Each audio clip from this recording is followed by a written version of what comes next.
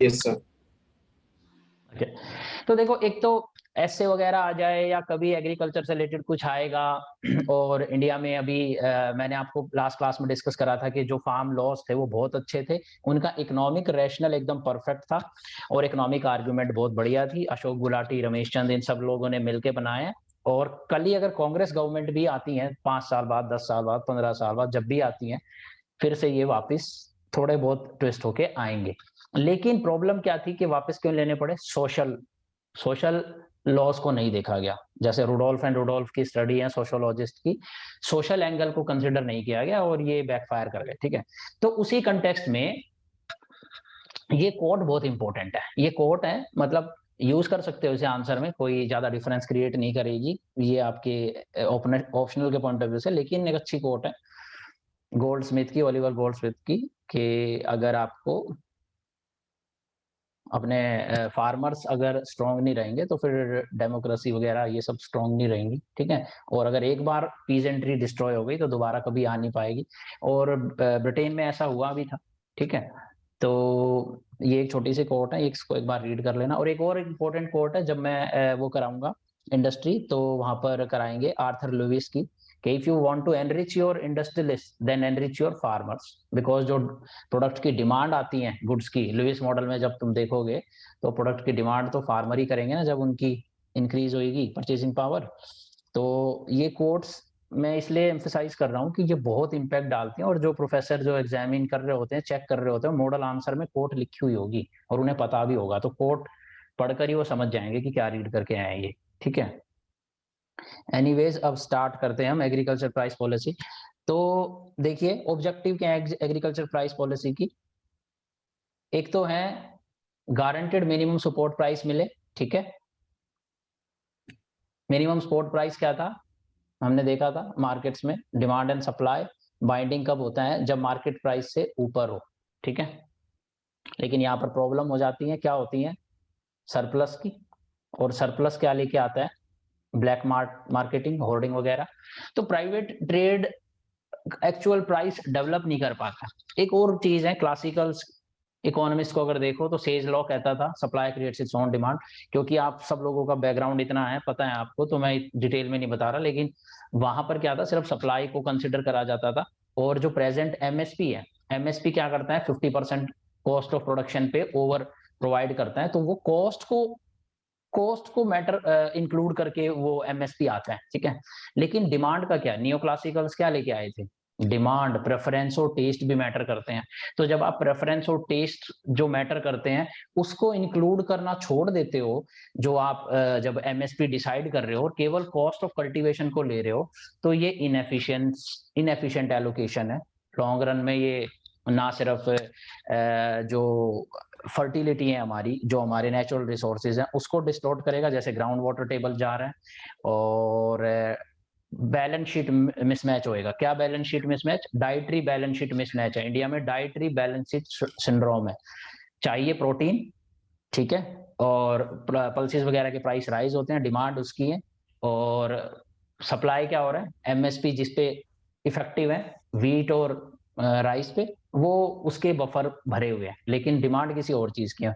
तो food inflation, food basket जैसे change होती रहती है, सीपीआई, वो फूड बास्केट पे डिपेंड करता है आपका, कि आपका जो टेस्ट एंड प्रेफरेंस है टाइम के अकॉर्डिंग चेंज होते रहते हैं। तो एमएसपी के अंदर ना डिमांड को इंक्लूड ही नहीं किया गया। एमएसपी के अंदर बहुत सारे फैक्टर्स इंक्लूडेड हैं, जैसे अभी हम पढ़ेंगे, लेकिन डिमांड को इंक्लूड नहीं करते। तो रमेश चंद जो है क्रिटिसाइज करते हैं इस चीज को, भैया डिमांड साइड जरूर इंक्लूड होनी चाहिए, अदरवाइज जो मार्केट की एलोकेटिव एफिशिएंसी है और जो परफेक्ट कॉम्पिटिटिव प्राइस है, जो बेस्ट रिसोर्स को एलोकेट करता है, वो तो अपना काम करेगा ही नहीं। ठीक है, वेस्टफुल रिसोर्स ऑफ एक्सप्लोर जो है रिसोर्स की वेस्टफुल एलोकेशन होगी, और उस केस में क्या होता है आपको पता है? केक का साइज छोटा हो जाता है, जीडीपी कमी होगी। ठीक है, मार्केट को उनका रोल प्ले करने देना चाहिए। और ऐसी रिकमेंडेशंस 2017 के इकोनॉमिक सर्वे में भी है, जब वो करेंगे तो देखेंगे वहां पे कुछ बुलेट पॉइंट्स उसके। तो लेकिन वेलफेयर भी तो देखना है स्टेट को। तो वेलफेयर, पुअर फार्मर है, कोई मोनोपोलिस्ट तो है नहीं, ब्रिटेन की तरह तो है नहीं है कि बड़े बड़े फार्मर है हमारे। ठीक है, काफी पैसा है उनके पास और कैपेसिटी है, और मार्केट में जो गुड्स प्रोडक्ट्स ये जो होते हैं कंज्यूमेबल प्रोडक्ट्स, इनकी फ्लक्चुएशन को झेल सकते हैं? नहीं झेल सकते हैं वो। एक फ्रिज एसी 10 साल तक रह सकता है, लेकिन फूड 6-7 महीने तक।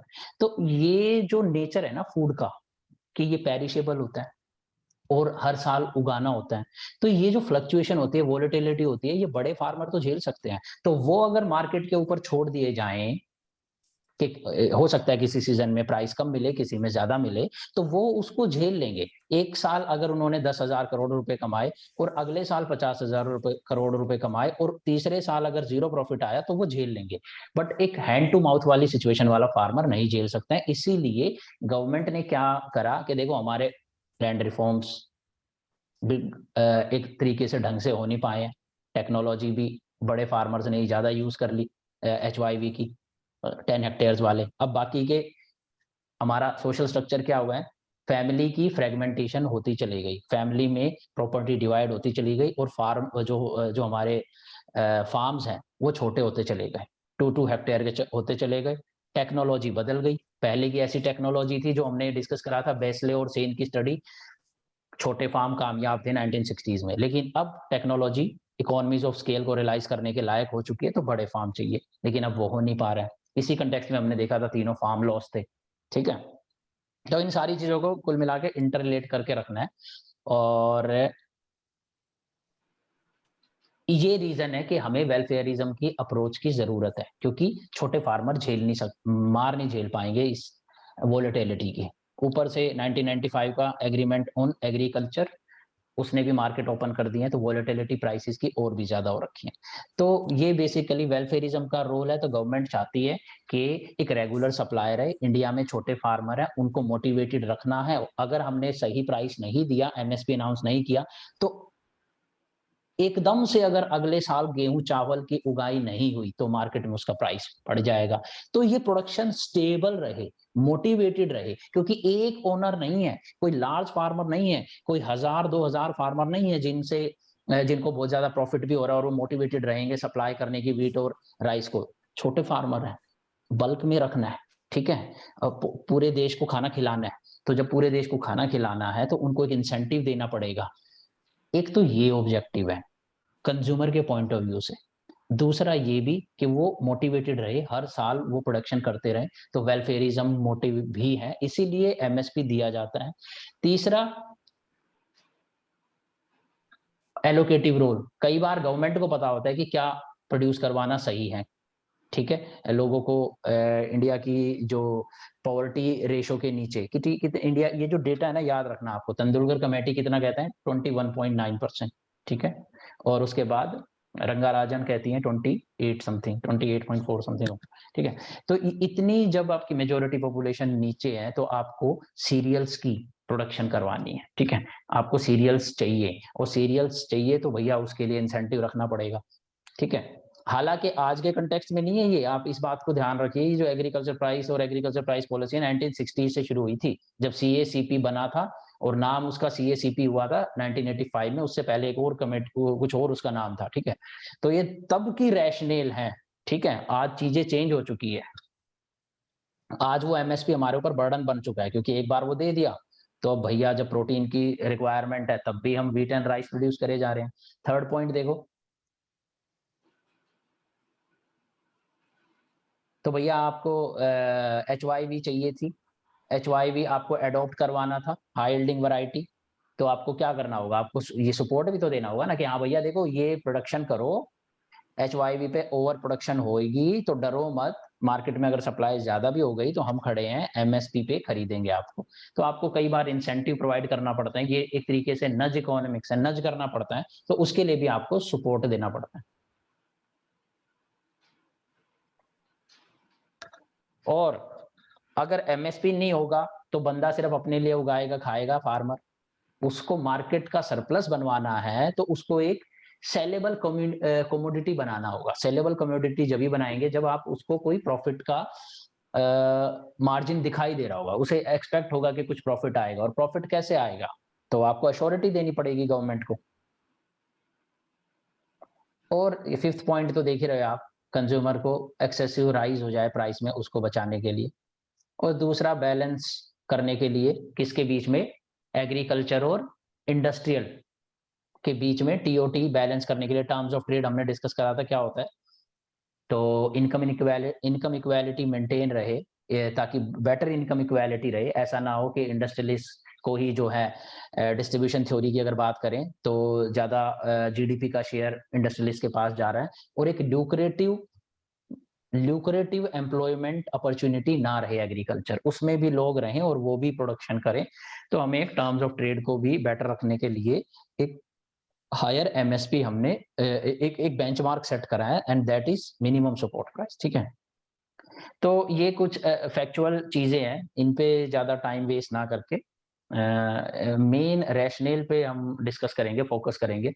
तो ये कोई हिस्टोरिकल डेटा है, पहले कुछ ऑर्गेनाइजेशन के फूड जोन होते थे, 8 वीट जोन बनाए थे, कुछ राइस जोन बनाए थे, फिर वो फेल हो गए 1964 में। फिर मिनिमम एमएसपी जो है procurement prices by government fix करा गया 1965 में, नाम लेकिन उसका CACP 1985 में आया था, वो भी आगे नोट्स में है। इस नोट्स में थोड़ी रेपिटेशन है चीजों की, और वो जो नोट्स को टाइप कर रहा था उससे हो गई है, तो आप थोड़ा सा इग्नोर कर देना जहां पे रेपिटेशन हो। ठीक है,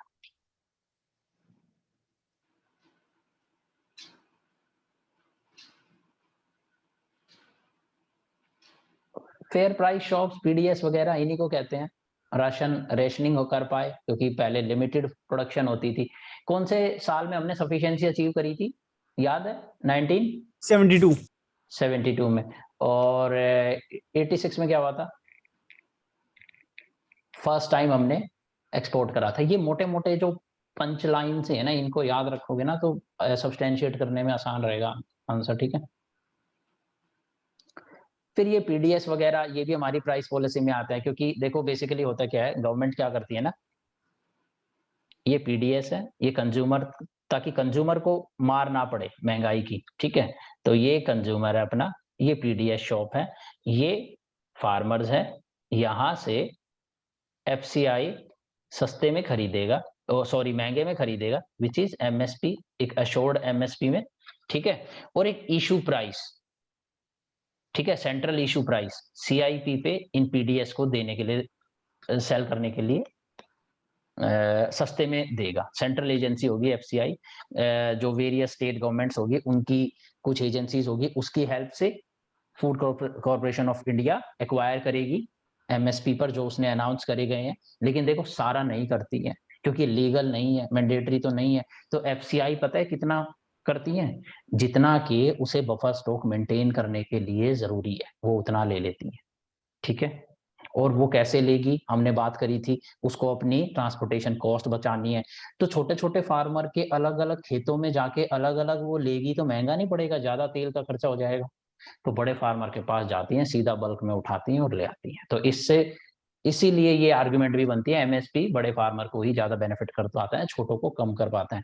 और फिर ये एफसीआई जो है इसे मेंटेन भी करेगी, स्टोर करेगी, कुछ फूड जो है कुछ बफर स्टॉक मेंटेन करना होता है, उसके बाद भी कुछ सरप्लस भी रहता है।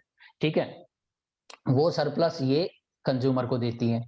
बफर स्टॉक मान लीजिए 50 मिलियन टन है, टोटल कितना है अभी, 312 मिलियन टन बताया था ना प्रोडक्शन इंडिया की। तो मान लीजिए बफर स्टॉक इंडिया को 50 मिलियन टन मेंटेन करना है, तो उसके बाद का जो भी एक्स्ट्रा जो एफसीआई ने कर रखा है ना, वो अपने पीडीएस शॉप के लिए कर रखा है, ताकि जो अंत्योदय अन्न योजना है, नेशनल फूड सिक्योरिटी एक्ट है, इन सबको अप्लाई कर सके, इनको इम्प्लीमेंट कर सके।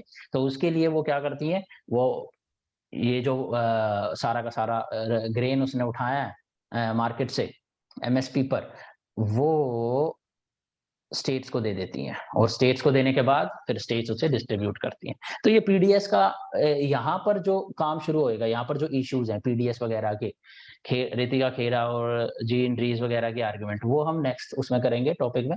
लेकिन यहाँ पर ये भी क्योंकि प्राइस पॉलिसी का पार्ट है, तो ये जो मार्जिन, ये जो डिफरेंस होता है ना एमएसपी का, एमएसपी कितने में खरीदा, महंगे में खरीदा, और फिर सेंट्रल इशू प्राइस सस्ते में दिया ताकि पीडीएस पे जाए, ये बीच की जो है ना सब्सिडी है। और देखो ये subsidy after 1995 agreement on agriculture 10% से ज्यादा नहीं होनी चाहिए। 10% किसके, जो भी पूरी प्रोडक्शन व्हीट की या राइस की हुई है। ठीक है, और ये एक और इशू है इसका, और ये जो कैलकुलेट करेंगे ना मिनिमम के, मान लीजिए 100 रुपए की पूरी मार्केट के अकॉर्डिंग 100 रुपए के अपने राइस प्रोड्यूस हुए, तो गवर्नमेंट जो है ये जो इंटरवेंशन कर रही है ना, महंगे में लेके सब्सिडी देके और फिर इनको सस्ते में बेच के यहाँ पर भी सब्सिडी देके, ये 10 रुपए से ज्यादा नहीं होना चाहिए 100 रुपए में से 10 रुपए का। अगर उससे ज्यादा होएगा तो हम डी मिनिमस लेवल होता है WTO के एग्रीमेंट के अकॉर्डिंग, वो हम ब्रीच कर देंगे और फिर पैनल प्रोविजंस कुछ होते हैं, ठीक है। और उसको रोकने के लिए, क्योंकि हमारा ये फिलहाल बढ़ रहा है, तो हमने बाली के अंदर पीस क्लॉज वगैरह क्या है जो है बार्गेन किया था, उसके बारे में जब WTO को डिस्कस करेंगे, WTO एंड एग्रीकल्चर को, तो तब करेंगे। लेकिन बेसिकली ये पता होना चाहिए आपको कि ये सरकार ये सब्सिडी दे रही है, ये फूड सब्सिडी भी है और फार्मर्स के लिए सपोर्ट सब्सिडी भी है, कंज्यूमर के लिए भी सब्सिडी है, ठीक है। तो ये सब घाटा उठाती है सरकार, ताकि कंज्यूमर को भी फायदा मिले और प्रोड्यूसर को भी फायदा मिले, क्योंकि देखो हमारे कंज्यूमर भी गरीब है, प्रोड्यूसर भी गरीब है, ठीक है। तो ये वेलफेयरिज्म अप्रोच सरकार को मेंटेन करनी पड़ती है। और ये PDS टू TPDS ये यहाँ पे ऐसे ही डाल दिया है, इसका कोई यहाँ पर रेलेवेंस नहीं है। ये PDS रिफॉर्म्स का पार्ट है, जिसमें कि टारगेटेड PDS हो जाएंगे। ये 1997 में PDS TPDS में कन्वर्ट हो गया था, ठीक है, वो सब हम देखेंगे। और कुछ असेंशियल कमोडिटी होती है, उसकी अलग एक्ट है, उस दिन हमने डिस्कस करी थी, कौन सी, असेंशियल कमोडिटी एक्ट 1955। उसके अंदर खांडसरी, शुगर और ये शुगर केन ये सब आते हैं। तो ये क्योंकि असेंशियल होते हैं, इनको असेंशियल लिस्ट में डाला गया है, तो इसके लिए भी मेंटेन करते हैं। यहाँ पर FRP देते हैं, फेयर रेम्यूनरेटिव प्राइस, MSP से अलग फेयर एंड रेम्यूनरेटिव प्राइस, ठीक है। और फेयर एंड रेम्यूनरेटिव प्राइस जो होता है शुगर केन का, वो लीगल है, वो देना ही पड़ता है। जितना भी गन्ना उगाएंगे और मिल में जाकर आपने बेच दिया तो मिल को पैसा देना पड़ेगा। लेकिन MSP लीगल नहीं है। डिमांड क्या हो रही है अभी, MSP को लीगलाइज बनाने की, ठीक है। और उसके इश्यूज हम देखेंगे अशोक गुलाटी की अभी नीचे स्टडीज में कि क्या इश्यूज आएंगे, बहुत महंगा खर्चा पड़ जाएगा भारत सरकार को, ठीक है। तो लेकिन इतना याद रखना, ये ऐसा क्वेश्चन कभी प्रीलिम्स में भी आ सकता है कि कौन सी क्रॉप का जो है लीगल है, तो वो असेंशियल कमोडिटी एक्ट के अकॉर्डिंग शुगर केन का लीगल है। ये कुछ इंपोर्ट वगैरह एग्रीमेंट ऑन एग्रीकल्चर होने के बाद इंपोर्ट ड्यूटीज वगैरह हटा दी थी। प्राइस पॉलिसी का ही पार्ट है ये भी, ताकि प्राइसेस में जो है प्राइसेस में स्टेबिलिटी आए, या उल्टा हुआ इनस्टेबिलिटी आ गई, जैसे ही वर्ल्ड इंटरनेशनल मार्केट से हमने अपने फूड ग्रेन्स को कनेक्ट करा, इंटीग्रेट करा हमारी फूड मार्केट को।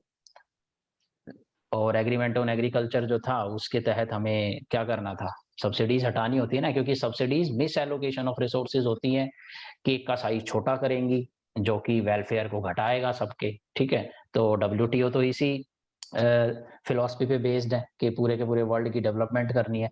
तो सब्सिडीज के अगेंस्ट होते हैं वो लोग, टैक्सेस के अगेंस्ट भी होते हैं, मार्केट को फ्री रहने दो, बेस्ट एलोकेशन ऑफ रिसोर्सेज होने दो। लेकिन AOA के अंडर हमें ये सब रिड्यूस करना पड़ा।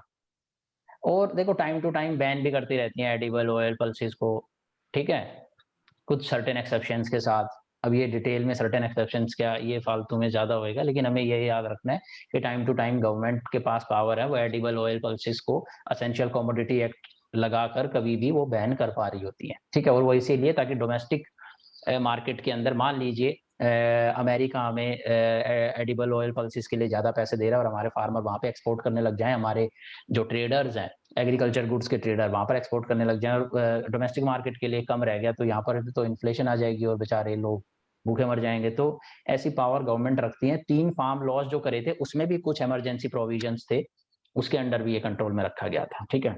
तो बेसिकली आप देख सकते हो कि हमारी एग्रीकल्चर प्राइस पॉलिसी क्या काम कर रही है।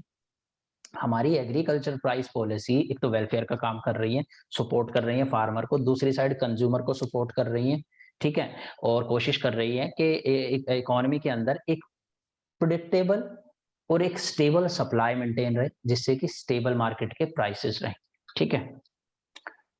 बट वेद व्यास सॉरी वो कह रहा हूं मैं, VS व्यास की जो कोट मैंने आपको दिखाई थी वो क्या थी कि वो भैया अब क्या पॉवर्टी एलिवेशन प्रोग्राम में कन्वर्ट हो गए हैं हमारे एमएसपी, क्योंकि वो एलोकेटिव रोल उनका खराब हो गया। अब देखो वेलफेयर रोल की वजह से जो फर्स्ट पॉइंट था ऊपर, वो सेकंड पॉइंट जो है ना एलोकेटिव रोल खराब हो चुका है। हम वो प्रोड्यूस कर रहे हैं जो हमें चाहिए नहीं, हम वहां प्रोड्यूस कर रहे हैं जहां हमें नहीं करना चाहिए। ठीक है, वाटर, इंडिया जो है वाटर का नेट एक्सपोर्टर है। क्यों? क्योंकि हम क्या एक्सपोर्ट करते हैं? शुगर भी करते हैं, राइस भी करते हैं, पूसा बासमती एक्सपोर्ट करते हैं। ठीक है, और ये वाटर गजलर क्रॉप बोलते हैं इन्हें। और इंडिया को जरूरी नहीं है ये वाटर टेबल के अकॉर्डिंग पंजाब में करें वो उसको पैदा, या शुगर के इनको महाराष्ट्र में करें जहां पर वाटर की कमी है। ठीक है, उल्टा कहीं और होना चाहिए। लेकिन हमारे जो एमएसपी का जो स्ट्रक्चर है उसने ये एलोकेशन ऑफ रिसोर्सेज डिस्टॉर्ट कर दी है। तो जो वेलफेयर अप्रोच थी, welfare approach has dominated the allocative role of prices. ठीक है, ये एक मिसफॉर्चून है जिसके हम रिपरकशन देख रहे हैं कि सॉइल की फर्टिलिटी भी जा रही है, एनवायरमेंटल डिग्रेडेशन भी हो रही है, एनपीके की रेशो भी बिगड़ रही है, वाटर टेबल भी नीचे जा रही है। अब देखो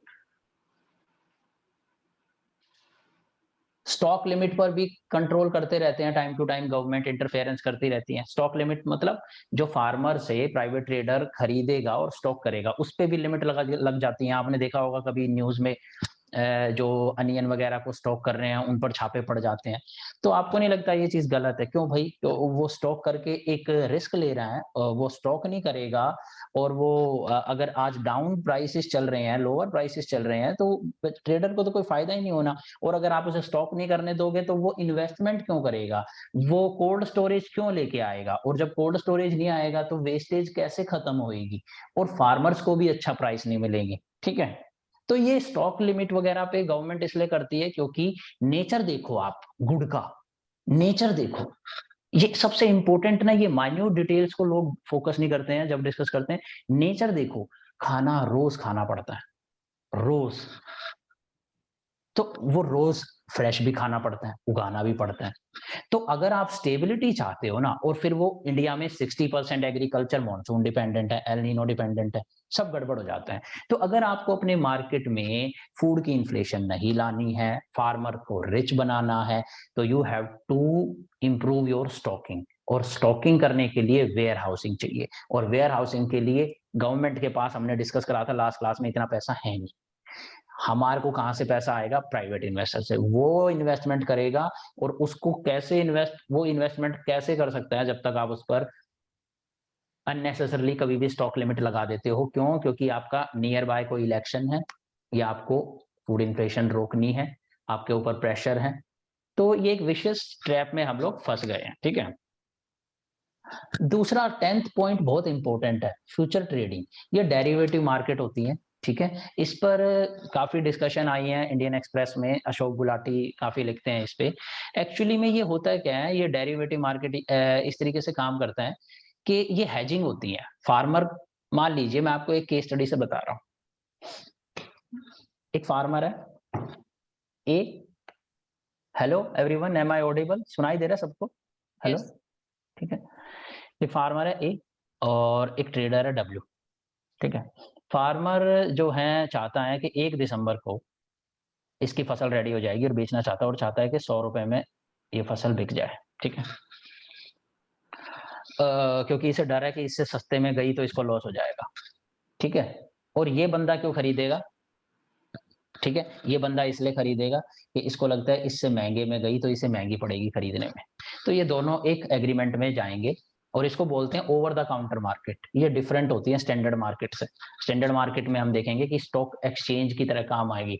अभी ये मान लीजिए कंपनी है, ठीक है, एक कंपनी की तरह शेयर का काम हो रहा है, एक बंदा ये हेजिंग कर रहा है और ये बंदा दूसरा ले रहा है। लेकिन हम इसको एग्रीकल्चर के कंटेक्स्ट में देख रहे हैं। ये फार्मर है और ये ट्रेडर है, इन्होंने एग्रीमेंट कर लिया 100 रुपए में ये 1 kg राइस वगैरह इससे खरीदेगा।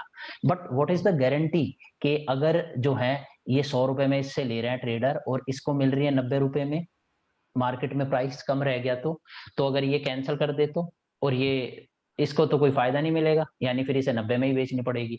तो ओवर द काउंटर मार्केट में ना ये प्रॉब्लम रहती है कि दोनों पार्टी में से कोई भी विलफुल डिफॉल्ट कर सकता है। तो इसीलिए ना एक्सचेंज बनाए गए हैं। एक्सचेंज में क्या होता है, ऑब्लिगेशन हो जाती है और स्टैंडर्ड होता है, लेकिन वहां पर एक नुकसान ये होता है, यहाँ पे ना कस्टमाइजेबल होता है। ये बोल सकते हैं कि 50 किलो चावल या 49 किलो चावल या 49.5 केजी का ही कॉन्ट्रैक्ट करना है, लेकिन स्टैंडर्ड मार्केट में ऐसा नहीं होता, वहां पे होता है 1000 किलो चावल। और इसी में आपको, जिसको ये ट्रेड, ये जो हैजिंग करनी है, ठीक है, ये डेरिवेटिव मार्केट बोलते हैं इसे, गुड्स की, ये हैजिंग जिसको करनी है वो ये कर ले। और फिर वो क्या करेंगे, मान लीजिए अब जो है ये कॉन्ट्रैक्ट का टाइम आया, 1 दिसंबर आई, ठीक है, हेलो, अब मान लीजिए मैं प्रैक्टिस नहीं करना चाहता, ये जो सर्टिफिकेट हाथ में लिखा हुआ है मेरे कि मैं बेच सकता हूँ इसको इतने में, मैं प्रैक्टिस नहीं करना चाहता, तो पता क्या कर सकता हूँ मैं बी को दे सकता हूँ ये, ठीक है। तो जब एक्सचेंज मार्केट होती है ना, तो वहां पर बहुत सारे पार्टिसिपेंट होते हैं, तो वहां पे ये डिफॉल्ट का इशू ना खत्म हो जाता है, क्योंकि अगर ए को इंटरेस्ट नहीं है तो वो बी को दे दे, बी को नहीं है तो सी को दे दे।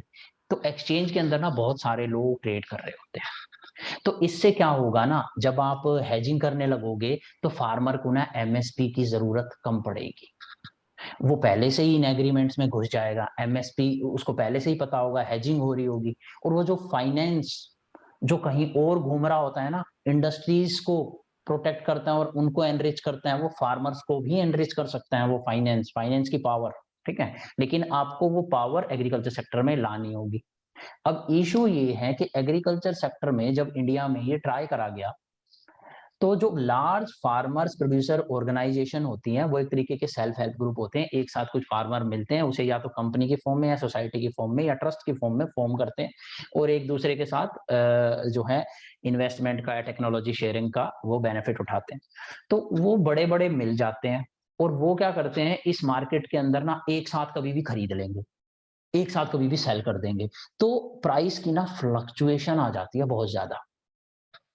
और क्योंकि अभी इंडिया इनिशियल स्टेज पे है ना, तो जो छोटे फार्मर होते हैं ना, 2-2 हेक्टेयर वाले, वो बेचारे उस स्पेक्यूलेशन में ही मर जाते हैं। वो डेरिवेटिव की वैल्यू एक्सचेंज बेस्ड हो जाती है, 100 रुपए का डेरिवेटिव की वैल्यू थी, लेकिन अब वो डेरिवेटिव ऊपर नीचे जैसे शेयर मार्केट में फ्लक्चुएशन आती है वो गड़बड़ हो जाती है। तो आपको उस मार्केट में अगर स्टेबिलिटी चाहिए ना, तो पता है क्या करना पड़ेगा, बहुत सारे बंदे डालने पड़ेंगे उसके अंदर, क्योंकि वो होता है लॉ ऑफ लार्ज नंबर। इसीलिए तो बैंक लोन दे पाता है, क्योंकि उसके लार्ज बेस है कस्टमर का।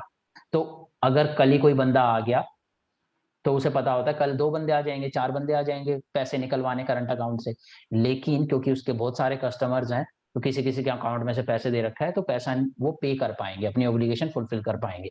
इसी तरीके से ये चीज होती है इस केस के अंदर, फ्यूचर ट्रेडिंग के अंदर, स्टॉक, ये गुड्स की मार्केट के अंदर, एग्रीकल्चर गुड्स की मार्केट के अंदर, कि अगर इसके अंदर लिक्विडिटी बढ़ जाए ना, मतलब पार्टिसिपेंट्स बढ़ जाए, तो स्टेबिलिटी आएगी, और फार्मर जो है एमएसपी की बजाय इस पर रिलाय कर पाएंगे, और मार्केट पर रिलाय कर पाएंगे, और मार्केट जो है एलोकेटिव रोल एमएसपी जो नहीं कर पाया एफिशिएंटली प्राइसेस का, वो निभा पाएगी। ये मॉडल जो है चाइना में सक्सेसफुल हुआ है, ठीक है, चाइना में सक्सेसफुल, और चाइना में किस तरीके से सक्सेसफुल हुआ, वहां पर ना इंडिया की तरह एक्सपेरिमेंट नहीं करा गया, यहाँ पे ना सारे गुड्स के लिए एक साथ ओपन कर दिया गया, और उससे गड़बड़ हुई।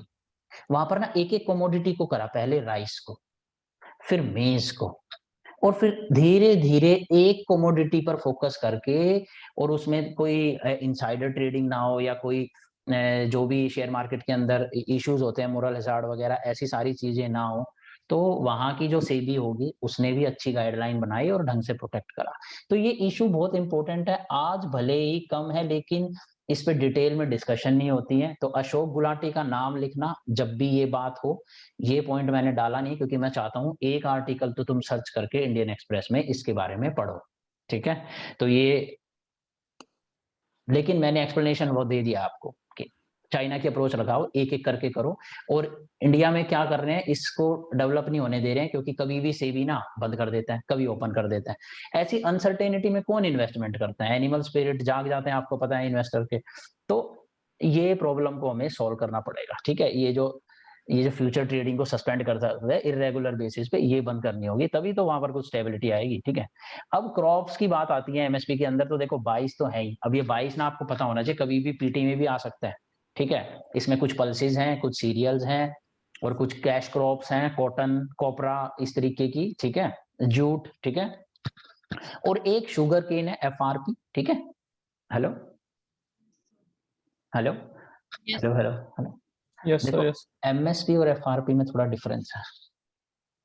एमएसपी है सपोर्ट, एफआरपी है रेम्यूनरेटिव, प्रॉफिट बढ़ा के। सपोर्ट मतलब ठीक है, मतलब करवाना है ये हमें आपसे, लेकिन वो एसेंशियल कमोडिटी है, उसके बगैर मारे जाएंगे, शुगर कम हो गया देश में तो, ठीक है। तो वहां पर एक्स्ट्रा प्रॉफिट होता है। कई बार क्या होता है, एमएसपी में तो 50% बेनिफिट होता है, 50% cost of cultivation over the cost of cultivation. 100 रुपए लगे 1 किलो चावल बनाने में, तो 150 रुपए में होना चाहिए एमएसपी, ठीक है। लेकिन वहां पे अराउंड 87%, 97% भी होता है, ठीक है। तो वहां पर रेम्यूनरेटिव है, रिवार्डिंग है कि भाई आप देश की सेवा कर रहे हो, शुगर बना रहे हो, तो आपको थोड़ा सा प्रॉफिट ज्यादा मिल रहा है। तो ये एफआरपी में थोड़ा सा बारीक डिफरेंस है, ठीक है। इस बारीक डिफरेंस की वो इंट्यूशन समझनी है आप, क्योंकि ऐसे एक्सप्लेन कहीं ना मिले, तो वो बारीक डिफरेंस समझो, ठीक है। तो सीएसीपी जो अटैच्ड ऑफिस है, ये सारी चीजें आप रीड कर लेना, इसमें टाइम वेस्ट नहीं करते हैं, ठीक है। मैंडेटेड क्रॉप कौन सी है, 14 क्रॉप खारिफ की हैं, 6 राबी की हैं, 2 कमर्शियल क्रॉप हैं, ठीक है। और एमएसपी, तोरिया, डी हस्क, ये जो है ये इनका कैलकुलेट करते हैं, रेप सीड, मस्टर्ड का, कोपरा का, और इन्हीं के बेसिस पे इन्हें सेट कर देते हैं। अब जो है इश्यूज क्या है, मेजर इश्यूज क्या, हमने बताया कि सारा तो खरीदना नहीं होता गवर्नमेंट को, फूड कॉर्पोरेशन ऑफ इंडिया को, उसको तो अपने पीडीएस के, इंडिया में पीडीएस में कितना सेल हो रहा है वो प्लस 50%, वो प्लस 50 मिलियन टन क्या बफर स्टॉक, इतना करता है वो। उसके बाद रह गया तो रह गया, उसे कोई मतलब नहीं है, ठीक है। तो इसीलिए वो लीगली भी नहीं है। तो उसमें फिर क्या हुआ, ट्रांसपोर्टेशन कॉस्ट को इफेक्टिव बनाने के लिए लार्ज फार्मर के पास ही जाएगा, वहीं से उठाएगा, तो स्मॉल फार्मर को मिलता भी नहीं और सबको भी नहीं मिलता, ठीक है। दूसरा एक और इश्यू है एमएसपी के साथ, एमएसपी पूरे देश के लिए सेम होता है, लेकिन कॉस्ट ऑफ कल्टीवेशन अलग अलग हो सकती है। नोट्स के अंदर आप देखोगे कि पंजाब के अंदर कॉस्ट ऑफ कल्टीवेशन कम है, व्हीट की, राइस की, इनकी, लेकिन उड़ीसा के अंदर वो ज्यादा है। तो जब आप देखते हो कॉस्ट ऑफ कल्टीवेशन एक स्टेट के अंदर कम है, दूसरे के अंदर ज्यादा है, और एमएसपी सेम है, तो आप क्या कर रहे हो, डिस्टोर्शन है। ये भी तो एक इनइक्वालिटी क्रिएट कर रहा है, और दूसरी स्टेट का जो फार्मर है वो तो बेचारा जो है डिसइंसेंटिव है उसको तो, और वो डिसएडवांटेजेस पोजीशन पे है। और यही एक रीजन है कि मेजोरिटी जो एमएसपी का बेनिफिट जो क्रीम खा पा रहे हैं लोग, जो एग्रीकल्चरिस्ट, वो ये वाली बेल्ट है, वेस्टर्न यूपी, हरियाणा, पंजाब, और यहीं का आपने देखा कि सबसे बड़ा जो आंदोलन रेज हो रहा है वो यहीं हो रहा है, क्योंकि एडवांटेज इन लोगों को है, यही ज्यादा बेनिफिट लेते हैं एमएसपी का, ठीक है। और एमएसपी के इल इफेक्ट्स याद रखना है, जेपीएल लैब वाला इशू, पंजाब में खासकर वाटर टेबल नीचे चला गया है, जेपीएल की स्टडी है, पॉवर्टी एलिवेशन लैब की, वो याद रखनी है आप लोगों ने, ठीक है। तो अब इंक्रीज जब होता है एग्रीकल्चर प्राइसेस, तो क्या होता है, देखो पूरी की पूरी इंडियन इकोनॉमी कैसे इंटरलेट करती है। प्रॉफिटेबिलिटी एग्रीकल्चर प्रोड्यूसर की इंक्रीज होती है, ठीक है। और क्रॉपिंग पैटर्न किस हिसाब से चेंज होगा, जो भी प्रॉफिटेबल क्रॉप होगी। तो अगर एमएसपी ज्यादा वर्केबल व्हीट और राइस का है, क्योंकि आप पीडीएस के अंदर व्हीट और राइस प्रोवाइड करने की, एनएफएसए के अंदर व्हीट और राइस प्रोवाइड करने की गारंटी है, दालें नहीं। तो दाल नहीं है, तो यानी फूड कॉर्पोरेशन ऑफ इंडिया को गेहूं चावल ही ज्यादा चाहिए, तो यानी इफेक्टिवली एक तरीके से पीडी एमएसपी जो है अनाउंस तो दालों पे भी होते हैं। कई लोगों को कंफ्यूजन आएगी कि 22 क्रॉप में कौन कौन सी है, हाँ दाल है एमएसपी में, लेकिन प्रोक्योर नहीं हो पाती क्योंकि लीगली बाइंडिंग तो है नहीं। तो प्रोक्योर कौन करती है ज्यादा बेस, जो गवर्नमेंट की तरफ से, central agency food corporation of India, और वो किसके हिसाब से प्रोक्योर करती है, नेशनल फूड सिक्योरिटी एक्ट के बेसिस पे। अब नेशनल फूड सिक्योरिटी एक्ट में दालें हैं ही नहीं, तो वो दालों को प्रोक्योर ही नहीं करती, तो वो जो एमएसपी है एक तरीके से इफेक्टिवली दालों के लिए काम ही नहीं करता। और जब वो काम नहीं करता तो हम लोग क्या करते हैं, जिसके लिए काम करता है फार्मर तो वही प्रोड्यूस करेगा, फार्मर राइस और व्हीट प्रोड्यूस कर देता है, और दालों की हो जाती है शॉर्टेज, महंगाई हो जाती है, और मोजाम्बिक जैसी कंट्री से हम लोग दाल को इंपोर्ट करते हैं, ठीक है। पीछे एक एग्रीमेंट करा था गवर्नमेंट ने, मोजाम्बिक में दालें उगती हैं वो हमारे देश में आती है, तो देखो अफ्रीका हमें खिला रहा है सिर्फ हमारी डिस्टोर्टेड प्राइस पॉलिसी की वजह से। तो ये एक इशू है, ठीक है। दूसरा, रियल इनकम किसकी डिक्रीज होएगी? कंज्यूमर की। देखो इंडिया में है तो कंज्यूमर ही ज्यादा ना, खुद प्रोड्यूसर भी कंज्यूमर है, बहुत सारे केसेस में खुद प्रोड्यूसर नेट कंज्यूमर है, वो अपने खेत में भी इतना नहीं उगा पाता है, किसी का अगर बहुत छोटा फार्म है, जितने उसे कंजम्पशन के लिए चाहिए, ठीक है। तो यानी रियल इनकम डिक्रीज होएगी जब एग्रीकल्चर प्राइस इंक्रीज होएगा। क्यों? क्योंकि टर्म्स ऑफ ट्रेड एग्रीकल्चर के फेवर में जा रहा है, ठीक है। तो उसके केस में क्या होगा? इंडस्ट्रियल गुड्स एंड सर्विसेज की डिमांड घटेगी, और इंडस्ट्रियल सेक्टर में लुइस मॉडल के अकॉर्डिंग जो कैपिटल एक्यूमुलेशन होती है, जो डेवलपमेंट स्ट्रेटेजी है, लुइस ने जो डेवलपमेंट स्ट्रेटेजी दी थी कि प्रॉफिट आएगा इंडस्ट्रियल सेक्टर के अंदर और वो री इन्वेस्ट करता जाएगा और वहां पर एम्प्लॉयमेंट जनरेट करता जाएगा, ठीक है। वो कैसे होएगा? जब वो इंडस्ट्रियल गुड्स उसने बनाए वो बिके ही नहीं, तो कैसे? नहीं हो पाएगा। यानी अगर टर्म्स ऑफ ट्रेड ज्यादा फेवर में चला गया, जो कि एमएसपी कर सकता है अगर वो इस तरीके से बढ़ता रहता है तो, ठीक है, तो भैया क्या होगा कि इंडस्ट्री पे भी इसका इम्पैक्ट आ सकता है, ठीक है। और पॉवर्टी इनइक्वालिटी की जो इंडिया की रेशियो है वो भी राइज हो सकती है। इंडिया में कितनी है इनइक्वालिटी? हेलो हेलो हेलो, मैं ये बार बार पूछता रहा करूंगा क्योंकि याद हो जाए तुम्हें, क्या कितनी है इनइक्वालिटी? सर ये तो हाँ, है ना? कंजम्पशन और सबकी अलग अलग है सर, वेल्थ हाँ, 0.6। कंजम्पशन बेस्ड है ना, और कंजम्पशन बेस्ड जब तक के स्पेसिफाई ना हो या आपको लिखना हो, क्योंकि देखो कंजम्पशन बेस्ड ही कैलकुलेट करते हैं एनएसएसओ तो, ठीक है, कंजम्पशन बेस्ड ही कैलकुलेट करता है ना। यस। इनकम बेस्ड तो ऑक्सफैम करता है, यस। पिकेटी और चांसल करता है, जिनको हमारी इज्जत उतारनी है वो बताएंगे इनइक्वालिटी कितनी है इंडिया में। सरकार को तो बचानी है, सरकार तो कंजम्पशन बेस करती है। तो इंडिया यस। में इनकम और वेल्थ की कंसंट्रेशन ज्यादा है और कंजम्पशन की इनइक्वालिटी कम क्यों है? क्योंकि भैया अमीर आदमी और गरीब आदमी खाते तो लगभग 2-3 रोटी है, ज्यादा डिफरेंस तो है नहीं, तो कंजम्पशन में तो एक्सपेंडिचर में ज्यादा डिफरेंस आएगा नहीं। डिफरेंस कहाँ आएगा? जो वेल्थ एक्यूमुलेट कर रखी है, ठीक है। तो ये सब इश्यूज हैं, हम इनइक्वालिटी वगैरह का जब टॉपिक करेंगे तो वहां डिस्कस करेंगे। अब बात आती है कि इंडस्ट्रियल सेक्टर में स्लो डाउन आ सकता है, वहां पे टर्म्स ऑफ ट्रेड खराब हुए तो एम्प्लॉयमेंट भी घट सकती है, ठीक है, ये सारा इशू है, ठीक है। उसके बाद है गवर्नमेंट प्राइस पॉलिसी। अच्छा टाइम कितना है अभी? 20-25 मिनट हो रहा है ना, चलो जल्दी करते हैं।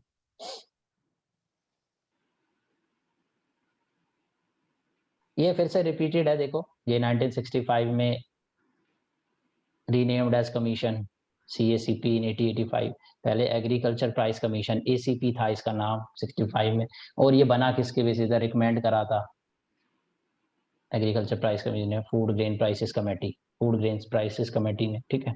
तो ये फैक्चुअल इन्फॉर्मेशन है, कभी कुछ नहीं आएगा हमारे लिए, तो ये बिल्कुल काम का नहीं है, लेकिन डाल दिया है इन्वेस्टमेंट।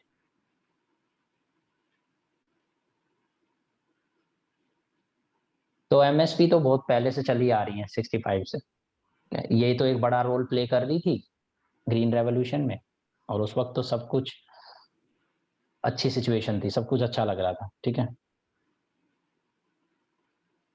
तो देखो थोड़ा सा शुगर केन के बारे में बात कर ले, क्योंकि ये बंदे ही सबसे ज्यादा प्रोटेस्ट करते हैं, ठीक है।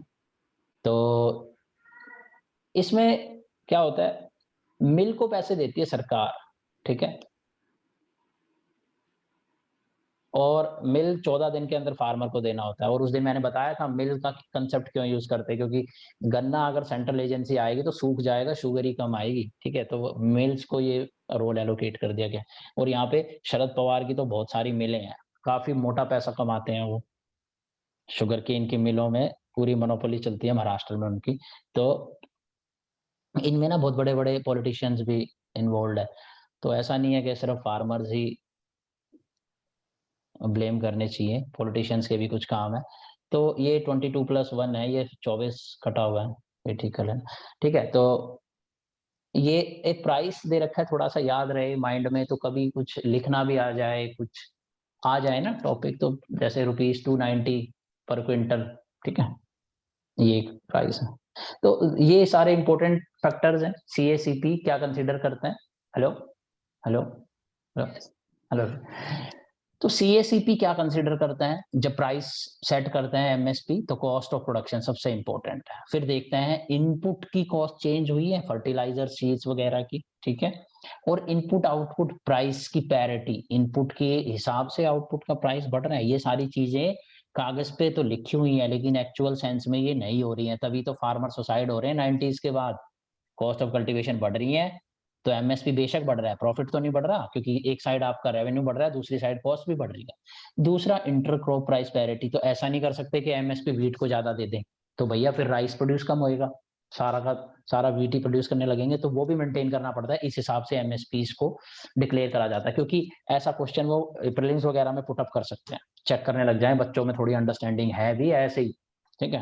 क्योंकि एक पॉवर्टी का क्वेश्चन आ गया था पहले कि हर स्टेट की इंडिविजुअल पॉवर्टी डिसाइड होती है कि एक नेशनल पॉवर्टी लाइन कैसे डिसाइड होती है, ठीक है, हर स्टेट की अलग होती है कि नहीं होती है, कैसे होती है। तो ऐसा क्वेश्चन ये लोग कभी भी ट्रिकी पूछ लेते हैं, तो उस कॉन्टेक्स्ट में भी थोड़ा याद कर सकते हो। डिमांड एंड सप्लाई सिचुएशन भी देखनी होती है, लेकिन ये भी कागजों पे लिखी हुई है, देख नहीं पाते हैं। At the end of the day CAP सिर्फ कैबिनेट कमेटी को ऑन इकोनॉमिक अफेयर उसे रिकमेंड करती है, वो करते हैं उसे पॉलिटिकली, ठीक है। और प्राइस लेवल पे इन्फ्लेशन क्या रहने वाली है, वो चीजें ये सब लिखने वाली बातें हैं, करना होता है उसको पॉलिटिक्स के हिसाब से, ठीक है, लेकिन आपको याद होनी चाहिए। अच्छा, ये एमएसपी का एक अच्छा रोल भी है। देखो, एमएसपी अगर ना बढ़ाए होते तो प्रोडक्शन ना बढ़ती, नई टेक्नोलॉजी को हायर नहीं करते लोग, ग्रीन रेवोल्यूशन जब स्टार्ट हुआ था। तो ये फेयर रेम्युनरेटिव प्राइसेस की बात है, ये मैं आपको बता चुका हूँ, इसको भी बाईपास करते हैं, इसे आगे बढ़ते हैं, ठीक है। ये कुछ स्कीमें हैं पेरिशेबल कमोडिटी के लिए, ठीक है। मिनिमम इंटरवेंशन स्कीम, जो पेरिशेबल गुड्स होते हैं यानी हॉर्टिकल्चर के वेजिटेबल्स वगैरह, उसके लिए एक फूड कॉर्पोरेशन ऑफ इंडिया की तरह एक नाफेड है और कुछ स्टेट गवर्नमेंट्स, ठीक है। तो वो उस तरीके से इंटरवीन करती हैं ताकि जो है एक बेसिक लेवल मेंटेन रहे, और पेरिशेबल है नेचर का, तो इस हिसाब से प्राइस सपोर्ट स्कीम ये एक तरीके से, ये भी आप रीड कर लेना, कुछ ज्यादा खास है नहीं, ठीक है।